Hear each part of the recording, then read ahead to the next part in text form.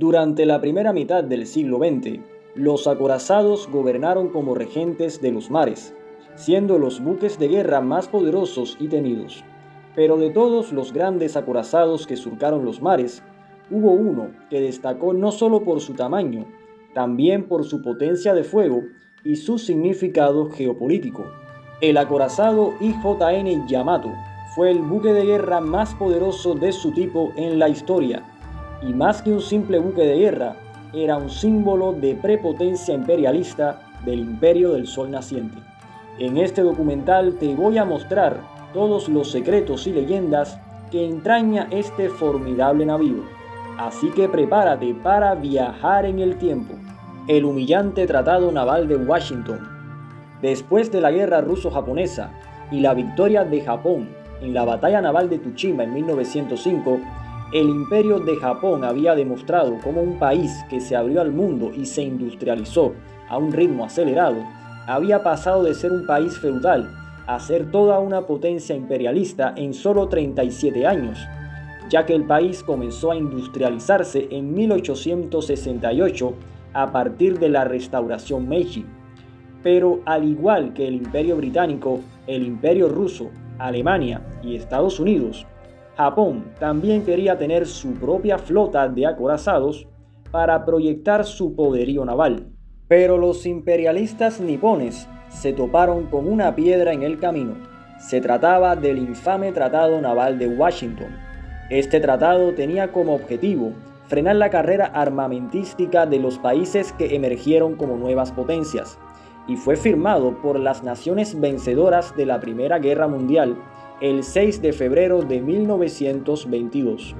Los países que suscribieron el acuerdo fueron el Imperio Británico, Estados Unidos, Francia, el Reino de Italia y el Imperio Japonés. El tratado contenía condiciones humillantes para los países perdedores de la Gran Guerra, ya que ratificaba el Tratado de Versalles de 1919, que por ejemplo prohibía a Alemania poseer marina de guerra, y Austria-Hungría había sido desmembrada de su flota. El Tratado Naval de Washington estipulaba un límite al tonelaje que podían poseer los buques de guerra y limitaba la cantidad de buques que podía tener un país. Por ejemplo, el Imperio Británico podía tener 580.000 toneladas, lo cual se traduce en 22 acorazados. Estados Unidos podía tener 500.000 toneladas, o sea, 18 acorazados. Y el Imperio de Japón solo podía tener 301.000 toneladas, que se traduce en solo 10 acorazados. Para Japón, las condiciones de este tratado eran humillantes e injustas, y por eso decidieron construir una nave que desafiaría a la hegemonía del Imperio Británico como símbolo de rebeldía. La construcción de un coloso. En 1937, una misteriosa red de camuflaje se extendía por el astillero naval de Kure. El gobierno nipón tomó medidas de seguridad extremas para ocultar el proyecto, que en dicha localidad se estaba fraguando. Domos, mallas de camuflaje y trabajadores que tenían órdenes muy estrictas de no revelar ningún detalle ocultaban la construcción del acorazado más grande y poderoso de la historia. El 8 de agosto de 1940 fue botado el IJN Yamato, buque que, a pesar de ser un secreto para Occidente, se convertiría en el buque insignia de la Marina Imperial japonesa, y que tenía las siguientes características. Diseñado por el arquitecto naval Keiji Kukuda, el Yamato tenía un impresionante desplazamiento de 72.808 toneladas, una eslora de 263 metros, una manga de 38,9 metros y un calado de 10,8 metros. A pesar de su tamaño, el Yamato era demasiado rápido en comparación con los acorazados de la época. Poseía una proa bulbosa que aumentaba el rendimiento de los barcos y disminuye el consumo de combustible. 4 conjuntos de turbinas a vapor le permitían alcanzar una velocidad máxima de 27 nudos o 50 km por hora. Y sus 2 timones en tándem, es decir, uno detrás del otro, le otorgaban gran maniobrabilidad. Como si todo esto fuera poco, el Yamato tenía aire acondicionado, que no llegaba a los compartimentos de la tripulación, pero sí a los camarotes y salas de reuniones de los oficiales de mando. En cuanto a su armamento, el Yamato poseía 9 piezas de artillería principales, montadas en enormes caserinas giratorias, que tenían un calibre de 460 milímetros y un alcance de 42 kilómetros. Se trataba de los cañones más grandes jamás colocados en un buque de guerra. También poseía 6 cañones secundarios montados en 2 caserinas giratorias de 155 milímetros, otros 24 cañones de 127 milímetros y un gran número de armas antiaéreas de menor calibre. Cuando el Yamato realizaba ejercicios navales en los que disparaba su artillería principal, se emitía un aviso de que no podía permanecer nadie en cubierta, ya que la deflagración de uno de estos cañones podía romper los tímpanos de un soldado y dejarlo con sordera permanente. Por esta razón, todas las posiciones de armas antiaéreas estaban cubiertas con blindaje y los hidroaviones de reconocimiento estaban guardados en un hangar, ya que las propias armas principales del Yamato eran capaces de dañar estos elementos. En cuanto a su protección, el Yamato poseía un cinturón blindado de 410 milímetros de espesor. Esto lo hacía inmune a casi todos los proyectiles navales de la época. También contaba con un escudo antitorpedo, el cual consistía en compartimentos inundables que rodeaban el casco del barco. Sus 2 timones también eran un mecanismo de seguridad, ya que si un torpedo dañaba un timón, el segundo podía seguir funcionando.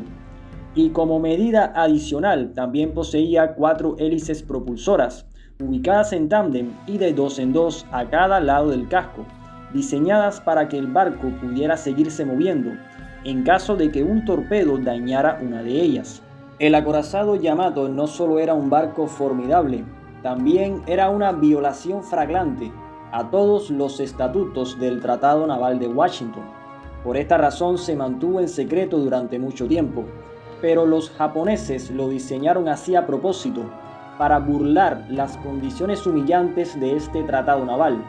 Y no solo se construyó el Yamato, también se proyectó la construcción de 3 acorazados más de la clase Yamato, de los cuales solo se completó a su hermano gemelo, el IJN Musashi, y el IJN Shimano, que fue reconvertido a portaaviones al final de la guerra. Un arma grande pero poco práctica. El 4 de julio de 1942, los norteamericanos pudieron ver el Yamato por primera vez en la batalla de Midway. Con cierto desconcierto ante la presencia de semejante buque de guerra, los pilotos aliados no le dieron importancia y concentraron toda su atención en el objetivo de la misión: hundir los 4 portaaviones principales de la Marina Imperial japonesa. A bordo del buque insignia Yamato se encontraba el almirante Isoroku Yamamoto, comandante de la flota combinada de la Marina Imperial Nipona. Desde su puente de mando con aire acondicionado, Yamamoto contempló cómo los estadounidenses hundieron uno por uno los 4 portaaviones nipones, haciéndolos estallar en gigantescas bolas de fuego, siendo testigo del mayor desastre naval de la historia de Japón. Después de la derrota en Midway, el Yamato fue enviado a la base naval de Truk, donde permaneció durante toda la campaña de Guadalcanal. Batalla del Golfo de Leyte. En octubre de 1944, los norteamericanos se disputaban el control de Filipinas con el Imperio de Japón. El acorazado Yamato y su hermano gemelo el Musashi fueron desplegados en la flota del almirante Takeo Kurita, cuyo objetivo era despedazar el desembarco estadounidense que se estaba realizando en la isla de Leyte el 16 de octubre de ese mismo año. El Yamato fue pintado con hollín para obtener un camuflaje negro, ya que la flota de Kurita intentó acercarse al amparo de la noche. Por desgracia para los nipones, su flota fue detectada por 2 submarinos aliados, que torpedearon y hundieron a 2 cruceros pesados de la clase Takao, incluyendo al buque insignia donde viajaba Kurita. El almirante sobrevivió al naufragio y transfirió su mando al Yamato. Los submarinos estadounidenses dieron la vuelta e informaron al almirante Halsey. Halsey envió a los portaaviones a realizar ataques aéreos contra la flota de Kurita, y al día siguiente los bombarderos del Enterprise lograron hundir al Musashi y otros 8 buques. Sin embargo, los norteamericanos también perdieron el portaaviones Princeton. A pesar de esta derrota, el almirante Kurita no se dio por vencido. Con lo que le quedaba de su flota, atravesó el desprotegido estrecho de San Bernardino y viró hacia la isla de Leyte para efectuar un bombardeo costero y aniquilar a los marines estadounidenses. El desembarco de Leyte estaba protegido por una débil flota de pequeños destructores y portaaviones de la clase Bow. Los destructores norteamericanos recibieron la orden de cubrir a los portaaviones y se inmolaron como kamikazes contra la flota de Kurita.